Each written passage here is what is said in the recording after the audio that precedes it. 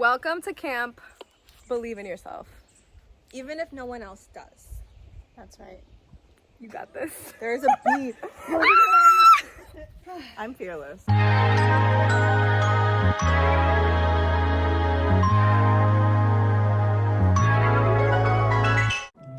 It's Thursday, July 6th, and I'm going on a reading retreat in the Catskills with my bookish friends Kat and Kat. This is one of the cats, and I'm the passenger princess. It's the start of the summer, and we are determined to read and relax as much as possible. June was a hard month, and we want to treat ourselves.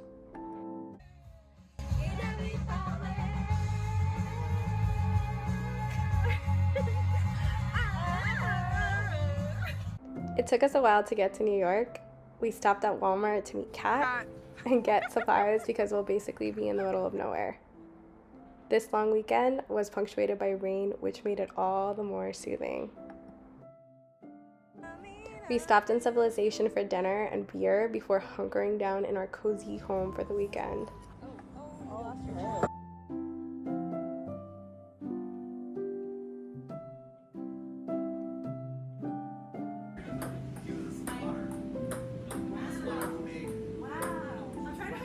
Did it go fast? It's the video. It's the video. It's the video.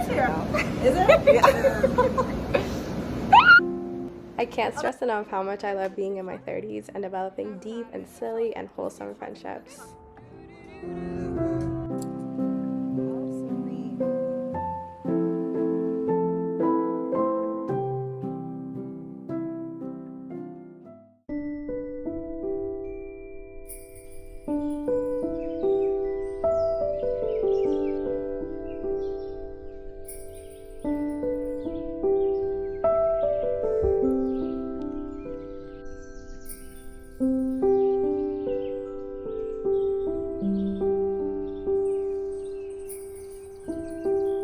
Pretending to be culinary goddesses. It is hot. It's about to thunderstorm. The birds are singing. Honestly, this is my dream scenario. I'm really excited to slow down, to read as many books as I can, and to just spend time with friends. Every single time I hang out with the cats, I have such a good time. We all like to chill out and talk about books. I brought 5 books with me. I exercised a little bit of restraint. We're here for 4 days, 3 nights. And we have one that I just started, which is Acts of Desperation by Nolan. This is her debut. This is a literary fiction novel about a woman who is in her 20s and she falls for a man who doesn't treat her right. It's about her insecurities. It's very introspective. I just started it. I think that the title and the cover, oh my god, thunder. I think that the title and the cover perfectly capture what the actual story is about because she is desperate. She's an unnamed narrator and she falls for this man named Ciaran, who is such a jerk. The book has really short chapters, which I like so far, and it goes from the present day, I assume, where she's reflecting to when she met him, so it recounts the whole story. The writing and the reflections are so breathtaking. Her writing is really insightful. It's also relatable. I feel like a lot of the books that I've been reading lately have had to do with being a woman and navigating the world and having experiences that bring you shame. What I love about the books I've been reading lately is that even though they deal with the same issues, they are able to still be comforting and relatable. And I just love a line here. Like, I think she talks a lot about how some experiences are so universal, especially for women and femmes, that you kind of, like, how do you write about them without sounding cliched? How do you write about them without it sounding like everything that people have heard of? There's a line that really captures her thoughts about this. She says, "Mediating your own victimhood is just part of being a woman. Using it or denying it, hating or loving it, and all of these at once. Being a victim is boring for everyone involved. It is boring for me to present myself through experiences which are instrumentalized constantly as narrative devices in soap operas and tabloids. Is this why I am so ashamed of talking about certain events or of finding them interesting? This is part of the horror of being heard generically. Your experiences are so common that they become impossible to speak about in an interesting way." I still think this book is interesting, and I'm really looking forward to finishing it today. It's gonna thunderstorm, so I'm really excited. We're probably gonna end up reading indoors, but we're gonna try to go outside as much as possible before it starts to downpour. I'll give you a little sneak preview of the other books that I brought. I brought Hit Parade of Tears by Izumi Suzuki, which I'm in the middle of. It's a short story collection and it's science fiction and it's originally in Japanese. I brought Shame by Annie or No introduction needed, hopefully, and it's nonfiction. I brought Our Wives Under the Sea by Julia Armfield because I'm so interested in what happened with the Titanic submersible. And I brought She Is a Haunting. And this one is a YA book that takes place in Vietnam and it's about a haunted house. And it just started to rain, it's thundering, and I'm gonna go inside and read. We're reading right now, and can you hear that? I'm so upset right now. They had one job. It's fine. It's fine. What is? It's no big deal. We're gonna play! It was just like, we're fine. Okay, back to reading. Bye.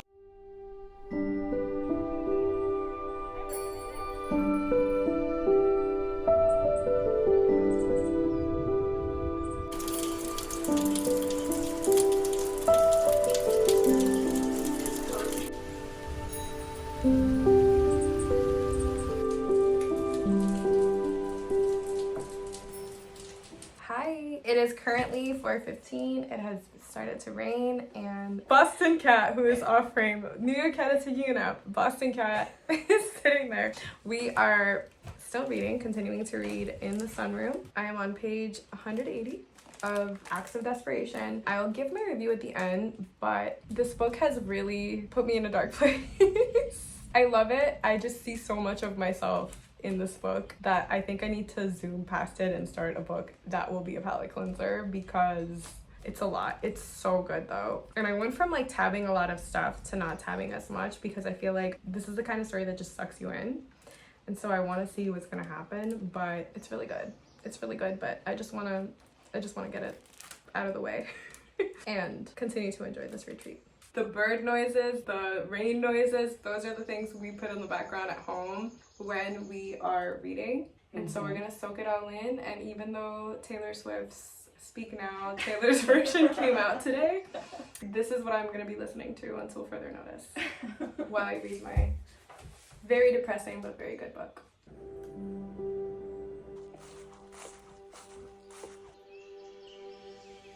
I just finished Acts of Desperation. This was a wild ride. This book just crawled under my skin, made me want to rip my skin off. I didn't want to be in it. The beginning of the book, which is a sign of good writing because I think that was the intended effort. The book started out really strong and it was messy and perceptive and I was hooked. Like I needed to know what was gonna happen, but somewhere in the middle mark I was like, no, this is a lot. I need to get out of it. It follows an unnamed narrator who falls for a man. The man is very aloof and our unnamed narrator is very self-destructive and wants to be loved. She's desperate for love. I honestly feel like she could have fallen for anyone, but she fell for this man for a reason. I think some people are attracted to what they can't have. He seemed emotionally unavailable. I don't want to give too much away. I think that this shows the dark side of some relationships and it really questions like why people get into romantic or sexual relationships. I loved how our narrator is so honest and how she's able to like speak truth and yet she still is in denial somehow, even though she knows what she's doing is wrong or like shady. Lots of trigger warnings here for self-harm, alcoholism, sexual assault. I really think that, like I said, the narrator is really relatable, but at the same time, I think she might have a personality disorder. And also, like, I think this just shows you that, like, some men are trash. I think this book is an amazing feat. I can't believe that Nolan made me feel so awful. I was in the mood for angst in this retreat, and I think that I am all angst out. I have too much angst in my life. I think I'm done with angsty books for at least a week because this was a lot to take in. This book is really pacey. I love its short chapters. I love the deep reflections in it. But like I said, I'm glad it's over and we're gonna start a new book. I still don't know which book I want to start, but probably Our Wives Under the Sea, because that one seems pacey as well, but in a different way. And I just kind of want to be scared tonight and tomorrow. So we're gonna see what happens. One thing I've been trying to do lately is to keep a commonplace notebook. I'm gonna try to do one for every month. Nina does this. It's basically a notebook where you jot down notes, thoughts and feelings and reflections on different media that you consume. So I've been doing it with like TV shows that I've been watching and also movies that I've watched. And I'm really excited because it's really tiny and you can just carry it around. So I've been keeping my notes about this book there. I'm excited to keep reading and spending time with my friends.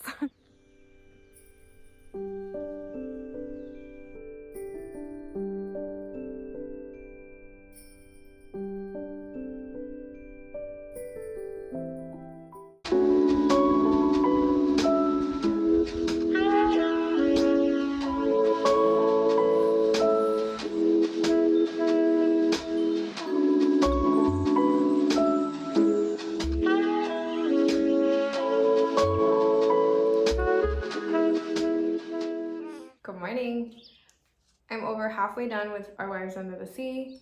I think it's fascinating. So essentially this book follows two wives, one who stayed behind and one who went on a deep sea exploration in a submarine. The expedition was supposed to be 3 weeks long and it ended up being 6 months. We have those alternating perspectives. We have the wife who stayed behind in the present day, and then we also have the wife who went on the submarine in the past. We get to see what happened to the wife who went away, and it's really scary because she has changed so much, and the wife who stayed behind is trying to figure out like what happened to her. I like when books mess with your perception of reality. I also love when you don't know if a book is gonna verge into paranormal or fantasy or sci-fi, or if it's just something that can be explained easily. The mood in this is so good, and I feel like both of the wives are so introspective and intelligent. Like, they are very believable as a couple. The anecdotes and the private jokes that they have and all of the things that happen feel very much true to life. There are also like random tidbits about science and the deep sea and the unexplained in the deep sea, as well as facts about anatomy and things like that. There's also like talk about religion and saints and things like that, and faith, which I think is so interesting. I just feel like this book is really atmospheric. It really has me hooked. I do think that I'm like reading maybe a little bit too fast. We've been doing reading sprints, so I'm gonna take a break from reading this, but I'm still gonna read. And the book I want to read is Hit Parade of Tears. It's a short story collection. I started this one at home, and literally 3 stories in, I was like, oh my god, Izumi Suzuki is like a new favorite author of mine. It's really interesting. She's Japanese, and she actually was an actress and model, and her work has a cult following in Japan, or has had a cult following in Japan. She unfortunately unalived herself in 1986, but her work hasn't been translated until like now. 2021 is when it started, and it's really freaking cool because it's like really punky, very dialogue heavy. All of the endings are like knockout endings. I just think it's really interesting and fun to read. And there's like paranormal, there's witches, there's aliens coming, and it's all like very feminist and just really fun. Like, I love the tone and the voice in all of her stories, and they all center women. So the reason I stopped reading this one was because there's a 50-page story called Hey, It's a Love Psychedelic. I don't know why the fact that the short story is so long is like stressing me out, but that's gonna be the next thing I read just to like cleanse my palate. We have one more day left, and it has been glorious. I have been really scared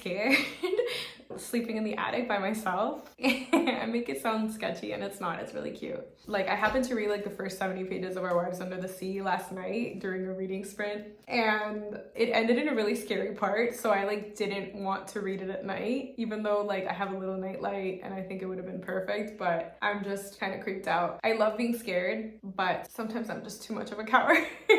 So we're gonna continue having fun, and I will keep you updated.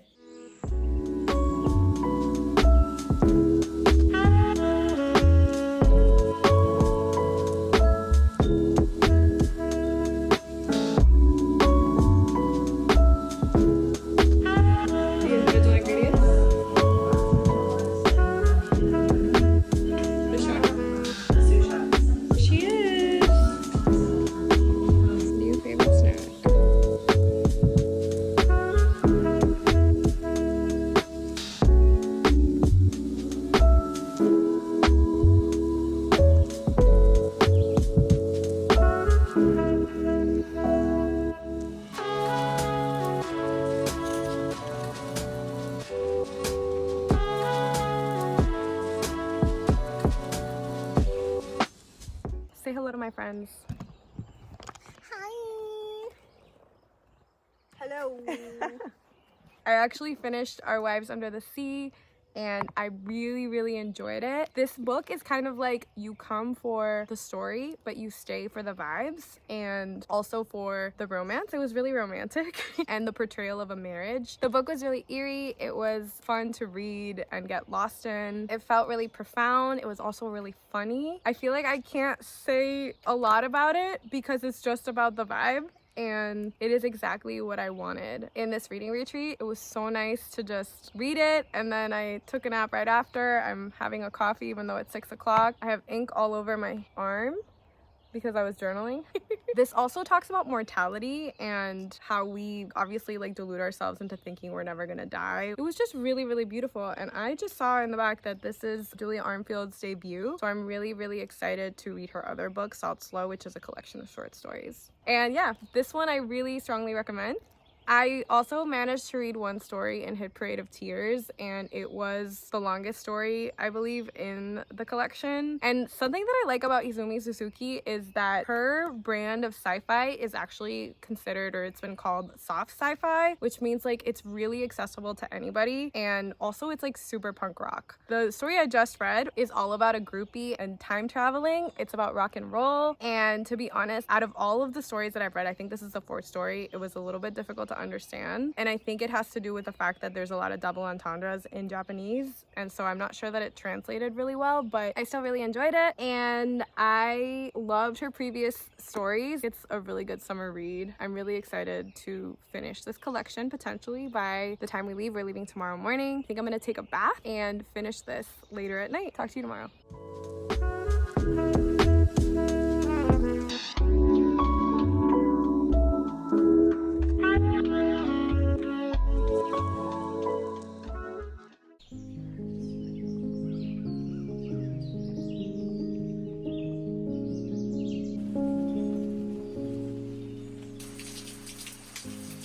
I journaled a lot, but unfortunately I didn't finish another story or another book. Hi. Thanks a bunch for joining me in this restorative weekend. Hope you're having a lovely day.